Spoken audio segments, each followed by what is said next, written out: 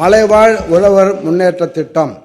தமிழ்நாட்டில் மலையும் மலை சார்ந்த குறிஞ்சி நிலத்திலும் காடும் காடு சார்ந்த முல்லை நிலத்திலும் மக்கள் எவ்வாறு வேளாண்மை செய்தார்கள் என்று சங்க இலக்கியங்கள் காட்டுகின்றன.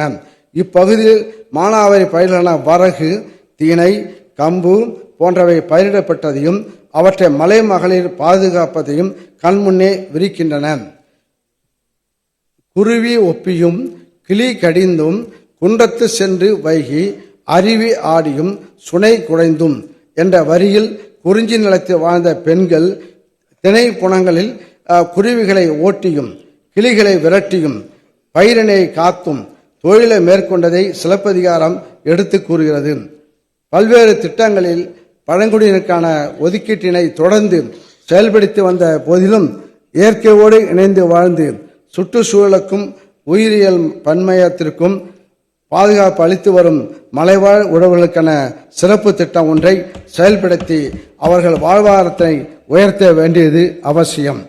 2025-26 ஆண்டில் சுமார் 63,000 மலைவாழ் உழவர்கள் பயனடையும் வகையில் குறுதானிய சாகுபடி, இடுபொருட்கள் விநியோகம், காய்கறி பயிர்களில் பரப்பு விரிவாக்கம், வேளாண் இயந்திரங்கள் மதிப்பு கூட்டுதல், நுண்ணுயிர் பாசனம், ஒருங்கிணைந்த பண்ணையம் போன்றவற்றிற்கு மானியம் வழங்கிட ரூபாய் 22,80,00,000 ஒதுக்கீடு செய்யப்பட்டு மலைவாழ் உழவர் முன்னேற்ற திட்டம் செயல்படுத்தப்படும்.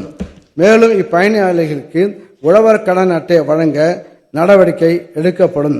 இத்திட்டம் திருவண்ணாமலை, கோயம்புத்தூர், நீலகிரி, வேலூர், திருப்பத்தூர், சேலம், விழுப்புரம், கள்ளக்குறிச்சி, நாமக்கல், திருச்சிராப்பள்ளி, திண்டுக்கல், தேனி, திருநெல்வேலி, கன்னியாகுமரி, தென்காசி, விருதுநகர், கிருஷ்ணகிரி, தருமபுரி, ஈரோடு, திருப்பூர் ஆகிய 20 மாவட்டங்களில் செயல்படுத்தப்படும். உழவரை தேடி வேளாண்மை உழவர் நலத்துறை. வேளாண்மை உழவர் நலத்துறையின் கீழ் இயங்கி வரும் அனைத்து துறைகளின் வட்டார அலுவலர்கள், சார்பு துறைகளான கால்நடை பராமரிப்பு துறை, கூட்டுறவுத்துறை, வேளாண் அறிவியல் நிலைய விஞ்ஞானிகள் ஆகியோர்களால் உழவர்களை அவர்களது வருவாய் கிராமங்களிலே நேரடியாக சந்தித்து அவர்களுக்கு தேவையான ஆலோசனைகளை வழங்குவதோடு வேளாண்மையை அடுத்த நிலைக்கு எடுத்துச் செல்லும் பயிர் சார்ந்த தொழில்நுட்பங்களையும் வேளாண்மை உழவர் நலத்துறை மற்றும் சார்பு துறைகளின் திட்டங்களையும் எடுத்து கூறி அவர்கள் பயன்பெறும் வகையில் மாதம் 2 முறை தேர்ந்தெடுக்கப்பட்ட கிராமங்களில் முகாம் நடத்தப்படும். மொத்தமுள்ள 17,116 வருவாய் கிராமங்களிலும் ஓராண்டுக்குள் இத்திட்டம் செயல்படுத்தப்படும். முதலமைச்சர் உழவர் பாதுகாப்பு திட்டத்தில் நிலமற்ற வேளாண் தொழிலாளருக்கு வழங்கப்படும் இழப்பீடு நிதி உதவிகளை உயர்த்தி வழங்குதல்.